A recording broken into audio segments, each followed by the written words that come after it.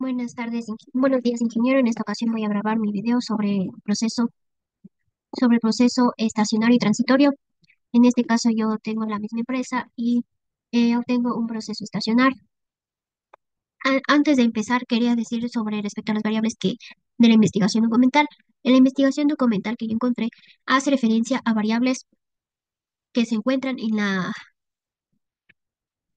variables que garantizan que el proceso estacionario se realice. En este caso, las variables que tomé en cuenta son la temperatura, la presión, una temperatura de 400, una temperatura de 400 Kelvin, no, 400 grados centígrados, por lo que se realiza el proceso de separación. Y también lo que se refiere a una presión estándar, la cual es una atmósfera. Ya, en este caso, también en la empresa, bueno, este proceso se trata de la separación de gases, tanto de etano, de metano, de propano y de butano. En esta empresa también se realiza lo que es la destilación, no la destilación, sino la separación de estos gases, lo que garantiza que en algún momento puede haber alguna fuga por daño del equipo o un bloqueo inesperadamente en un proceso estacionario. Bueno, eh, pasando así al proceso transitorio. En el proceso estacionario tenemos que un balance integral en lo que tenemos todas las sumas de la entrada, lo que nos da esta cantidad, igual a las sumas de salidas, lo que nos da esta cantidad. Ya. En cuanto al balance diferencial, tenemos que tener en cuenta tenemos que tener en cuenta que vamos a tener este siguiente diagrama de flujo. Este. Aquí, bueno, hay ese separador uno, mezclador y separador 2. Tenemos tres unidades. En cuanto al balance de separador uno, se calcula mediante ecuaciones y despejes lo que son las líneas intermedias. En este caso se toma en cuenta M2, en el cual nos decía que el proceso toma todo el metano a la M2, por eso es que nos da el mismo resultado de alimentación del metano, y de ahí despejamos M3. Lo mismo hacemos con el segundo separador. En el segundo separador se cuenta con más corrientes, se cuenta con tres corrientes de salida y una entrada y una corriente de entrada. A nosotros ya nos dieron la concentración de M de lo que se refiere a M5, ya nos dieron el total, entonces solo sacamos de cada uno el porcentaje que contiene esa corriente. Entonces lo sumamos todo y nos da un valor de lo mismo. Tenemos el balance diferencial del balance de mezclador, también tenemos lo que es tanto de aquí, tanto de allá. Aquí se hace cuenta de que la empresa nos da que saca en realidad al final el 80% de etano. Entonces, en la corriente 7. Entonces, el mezclador nos da esto. En los cambios tenemos que, a pesar de que tenemos ese proceso estacionario, tenemos en cuenta que en una introducción de una fuga pasa a estado transitorio. Eso quiere decir que si ocurre una fuga, por ejemplo, en una línea de transferencia, entonces va a ser entrada, pero no va a ser igual a la salida. Y aquí se modifica el balance. Ya, si la fuga es repentina, esto comienza en el sistema porque momentáneamente, digamos, se va parte de la entrada a lo que es la atmósfera. Y entonces se acumula menos o más compuestos en ciertas unidades. Aquí no hablaríamos de acumulación,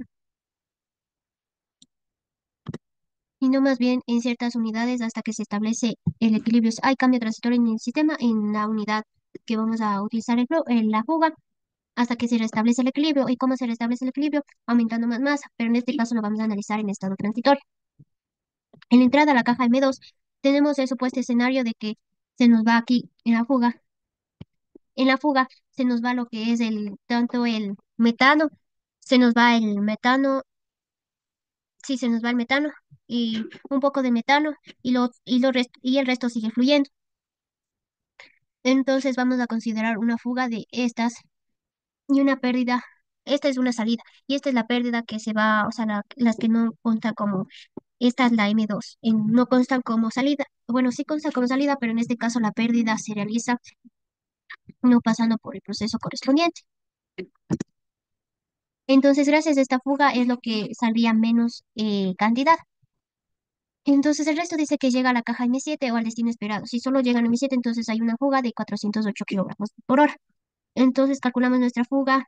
eh, Realizamos, partimos de lo que es la ecuación general de balance y tomamos en cuenta que en este caso va a haber entrada, salida y también la pérdida, pero en este caso vamos a calcular que no existe acumulación, ya que no se, en la, en la, en el tanque, en el mezclador en sí, en el tanque del separador uno no va a haber una, en el mezclador, sí, en la transición, sí, claro, en la transición de lo que es el separador uno no va a haber acumulación porque estamos hablando de fuga.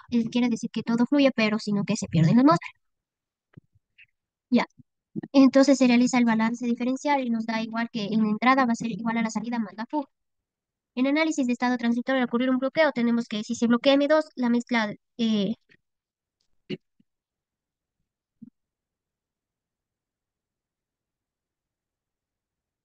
ver, ya.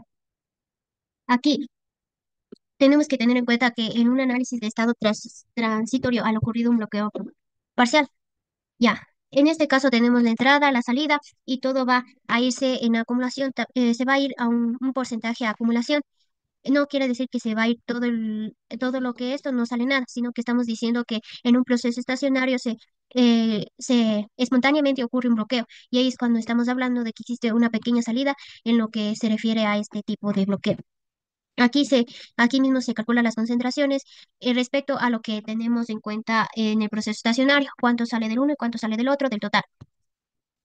Tenemos un proceso, un bloqueo. Este bloqueo se refiere a más bien lo que es un bloqueo tras la saturación, acumulación completa.